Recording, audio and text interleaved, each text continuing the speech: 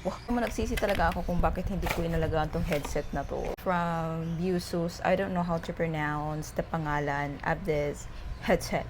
Dream talaga yung bongga sa akin. Very aesthetic, attention capturing. Tapos may second headset na bili ko dito sa Busus. Tsaka napaka-long lasting ng battery nito dahil when dalawa na yung meron sa akin at yung isa tinapon ko na din. Magana ba tong dalawang to?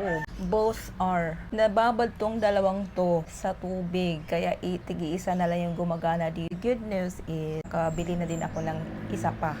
But it's a pink color. Yun, inaantay ko na lang yung isa. But at the same time, pagtsagaan ko na lang muna tong dalawang to. Though nasira yung tigi-isa nito, hindi ko pa rin siya ipagpalit sa kahit anong headset eh. It's the convenient that it's giving me.